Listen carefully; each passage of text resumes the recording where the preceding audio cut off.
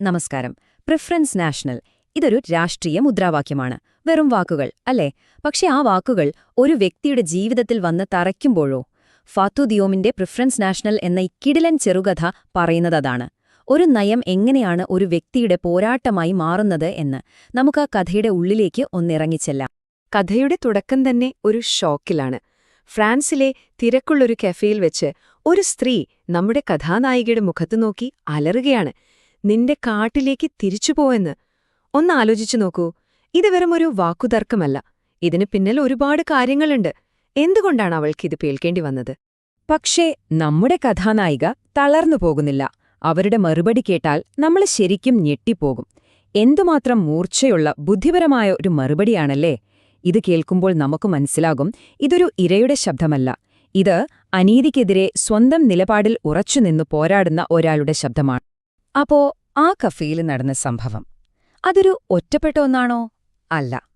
അത് ശരിക്കും മനസ്സിലാക്കണമെങ്കിൽ നമ്മുടെ കഥാനായിക ജീവിക്കുന്ന ലോകം എങ്ങനെയുള്ളതാണെന്ന് നമ്മളറിയണം. അത് ചില നിയമങ്ങളും ചില ചിന്താഗതികളും ചേർന്ന് കെട്ടിപ്പൊക്കിയ ഒരു ലോകമാണ്. അതിനെയെല്ലാം ചേർത്ത് അവൾ ഒരു പേര് വിളിക്കുന്നുണ്ട്: മിസ്റ്റർ ബോർഡേഴ്സ്, അതിരുകളുണ്ടാക്കുന്ന ഒരു അദൃശ്യ ശക്തി. എന്താണ് ഈ പ്രിഫറൻസ് നാഷണൽ അഥവാ ദേശീയ മുൻഗണന? സംഭവം സിമ്പിളാണ്. ഫ്രാൻസിലെന്തിനും ഏതിനും ആദ്യത്തെ പരിഗണന ഫ്രഞ്ചുകാർക്ക്. അത് ജോലിയായാലും വീടായാലും സർക്കാർ സഹായങ്ങളായാലും എല്ലാത്തിലും ആദ്യം സ്വന്തം പൗരന്മാർ. പുറത്തുനിന്ന് വരുന്നവരൊക്കെ അതിന് ശേഷമേ വരൂ. ഇതൊരു നിയമം മാത്രമല്ല, ഒരു മനോഭാവം കൂടിയാണ്. ഈ ഒരു ഐഡിയയാണ് കഥയുടെ നട്ടെല്ല്. ഈ മിസ്റ്റർ ബോർഡേഴ്സിന്റെ ഒരു നിയമം കേൾക്കണോ? നിങ്ങളൊരു ഫ്രഞ്ചുകാരനെ വിവാഹം കഴിച്ചാൽ പോലും പൗരത്വം കിട്ടാൻ 2 വർഷം കാത്തിരിക്കണം. ഇനി ആ 2 വർഷത്തിനുള്ളിൽ ആ ബന്ധം തകർന്നാലോ പിന്നെ നിങ്ങൾക്ക് ഒരു അവകാശവുമില്ല. നിങ്ങൾ ഉപേക്ഷിക്കപ്പെട്ട ഒരു വസ്തുവും മാത്രമായി മാറും. അതുകൊണ്ടാണ് കഥാനായിക അങ്ങനെയുള്ളവരെ എക്സ് ഒബ്ജക്ട്സ് എന്ന് വിളിക്കുന്നത്. അതായത് മുൻപ് വസ്തുവായിരുന്നവർ മനുഷ്യരല്ലാതായി മാറുന്ന ഒരു അവസ്ഥ. ഈ സിസ്റ്റത്തിന്റെ ഏറ്റവും വലിയ വിരോധാഭാസം എന്താണെന്നറിയാമോ? ഒന്ന് നോക്കൂ. ഒരു വശത്ത് നമ്മുടെ കഥാനായിക നല്ല വിദ്യാഭ്യാസമുണ്ട്, സെനഗലിൽ നിന്നുള്ള ഒരു മനുഷ്യനാണ്. പക്ഷേ ഫ്രാൻസിൽ പൗരത്വമില്ല, ജോലി ചെയ്യാൻ അവകാശമില്ല. മറുവശത്ത് അവളുടെ കൂടെയുള്ള സെനഗലീസ് പൂച്ച. അതിനതിന്റെ എല്ലാ ഔദ്യോഗിക രേഖകളുമുണ്ട്. ഒരുപക്ഷെ അതിന്റെ ആ ഇഞ്ചിനിറം കാരണമായിരിക്കാം അതിന് പേപ്പേഴ്സൊക്കെ കിട്ടിയതെന്ന് അവളൊരു കൈപ്പേറിയ തമാശ പറയുന്നുണ്ട്. ഒന്നാലോചിച്ചു നോക്കൂ, ഒരു മനുഷ്യനേക്കാൾ വില ഒരു വളർത്തുമൃഗത്തിന്. ശരി, ഇപ്പൊ നമ്മൾ ഈ നിയമങ്ങളെക്കുറിച്ചൊക്കെ പറഞ്ഞു. പക്ഷെ ഇതൊക്കെ കടലാസിലല്ലേ? ഇത് യഥാർത്ഥ ജീവിതത്തിൽ എങ്ങനെയാണ് ഒരാളെ ശ്വാസം മുട്ടിക്കുന്നത്? അത് കാണിച്ചു തരാനാണ് കഥാനായികയുടെ ജോലി അന്വേഷണം കഥയിൽ വരുന്നത്. അങ്ങനെ അവൾ ജോലി അന്വേഷിച്ചിറങ്ങുകയാണ്. പ്രധാനമായും 2 ഇന്റർവ്യൂകൾക്കാണ് അവൾ പോകുന്നത്. ഈ 2 അനുഭവങ്ങളും ഒരേ സത്യത്തിന്റെ 2 വ്യത്യസ്ത മുഖങ്ങളാണ് നമുക്ക് കാണിച്ചു തരുന്നത്. ആദ്യത്തെ അവസരം ഒരു ബേക്കറിയിലാണ്. ഒരു സെയിൽസ് ഗേളിന്റെ ഒഴിവ്. അവളെ സുഹൃത്തുക്കളൊക്കെ പറയുന്നുണ്ട്, നീ ഇത്രയൊക്കെ പഠിച്ചിട്ട് ഈ ജോലിക്കാണോ പോകുന്നത് എന്ന്. പക്ഷെ അവൾക്ക് ഒരു ജോലി അത്യാവശ്യമായിരുന്നു. അതുകൊണ്ട് അവള് പോകാൻ തന്നെ തീരുമാനിച്ചു. പക്ഷെ ആ ബേക്കറിയുടെ ഉടമയെ കണ്ട നിമിഷം തന്നെ അവൾക്ക് കാര്യം മനസ്സിലായി. അയാൾക്ക് അവളുടെ തൊലിയുടെ നിറമാണ് പ്രശ്നം. പരസ്യത്തിൽ പറഞ്ഞ പ്രാദേശിക ഭാഷയൊക്കെ വെറും പ്രീടെക്സ്റ്റ് ആയിരുന്നു. സംസാരത്തിനൊടുവിൽ അയാൾ ചോദിച്ച ആ ചോദ്യത്തിലാണ് എല്ലാം ഉണ്ടായിരുന്നത്. നിങ്ങൾക്കെന്താ സ്വന്തം രാജ്യത്ത് പോയി ജോലി ചെയ്തൂടെ? ഓക്കെ, ആ ജോലി പോയി. ഇനി അടുത്തത്. ഇത്തവണത്തെ ജോലി അവൾക്ക് കറക്റ്റ് മാച്ചാണ്. ഫ്രഞ്ച് പഠിപ്പിക്കാൻ ഒരു ട്യൂട്ടർ വേണം, ഡിഗ്രി നിർബന്ധം. ഫ്രഞ്ചിൽ ഡിഗ്രിയുള്ള അവൾക്ക് ഇതിലും പെർഫെക്റ്റായ ഒരു ജോലി കിട്ടാനില്ല. എന്നിട്ടെന്തായി? അവളുടെ സർട്ടിഫിക്കറ്റൊക്കെ കണ്ടിട്ടും ആ കുട്ടിയുടെ അമ്മയുടെ മറുപടി ഇതായിരുന്നു: എനിക്ക് യൂറോപ്യൻ ടൈപ്പിലുള്ള ഒരാളെ മതി. അത്രമാത്രം പറഞ്ഞില്ല, കൂടെ ഒരു കാര്യം കൂടി പറഞ്ഞു, തന്റെ കുട്ടിയുടെ വിദ്യാഭ്യാസം കുഴപ്പത്തിലാക്കാൻ താൽപ്പര്യമില്ലെന്ന്. എന്ത് ക്രൂരമായ വാക്കുകളാണല്ലേ അത്!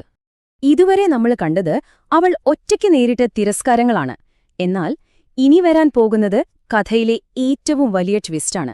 ഈ വിവേചനം എന്നത് 1-2 വ്യക്തികളുടെ പ്രശ്നമല്ല, അതൊരു സിസ്റ്റത്തിന്റെ തന്നെ പ്രശ്നമാണെന്ന് അവൾ തിരിച്ചറിയാൻ പോവുകയാണ്. അവൾ ഒരു കാര്യം ചെയ്തു, ഒരു പരീക്ഷണം പോലെ. തനിക്ക് കിട്ടാതിരുന്ന ആ ട്യൂഷൻ ജോലിയുടെ കോൺടാക്ട് നമ്പർ അവൾ തന്റെ ഫ്രഞ്ചുകാരിയായ ഒരു സുഹൃത്തിന് കൊടുത്തു. ആ കുട്ടിക്ക് ഡിഗ്രി പോലുമില്ല, കോളേജിൽ പഠിച്ചുകൊണ്ടിരിക്കുന്നതേയുള്ളൂ. ഇനി എന്ത് സംഭവിക്കുമെന്ന് നോക്കാം. ഫലം ശരിക്കും ഞെട്ടിക്കുന്നതായിരുന്നു.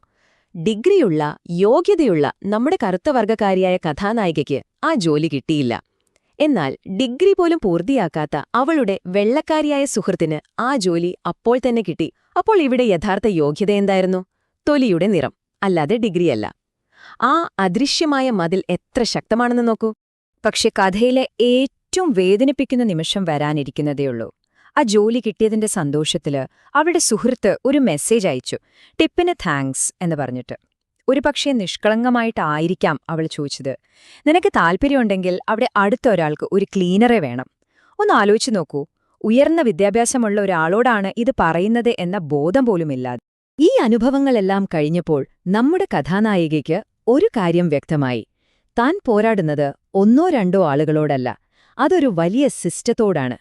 ഇത് വിശദീകരിക്കാൻ അവൾ പ്രകൃതിയിൽ നിന്ന് തന്നെ വളരെ ശക്തമായൊരു രൂപകം കടമെടുക്കുന്നുണ്ട്. കേൾക്കുമ്പോൾ വളരെ ലളിതമായി തോന്നാം അല്ലേ, ചിതലുകളും ഉറുമ്പുകളും. പക്ഷേ ഈയൊരു വാചകത്തിലാണ് ഈ കഥയുടെ മുഴുവൻ ആത്മാവും ഇരിക്കുന്നത്. ഇത് കൂട്ടായ പ്രവർത്തനത്തെക്കുറിച്ചാണ്, ഒരു വലിയ സിസ്റ്റം എങ്ങനെ പ്രവർത്തിക്കുന്നു എന്നതിനെക്കുറിച്ചാണ്. അപ്പൊ ഇതാണ് കഥയുടെ കാതൽ.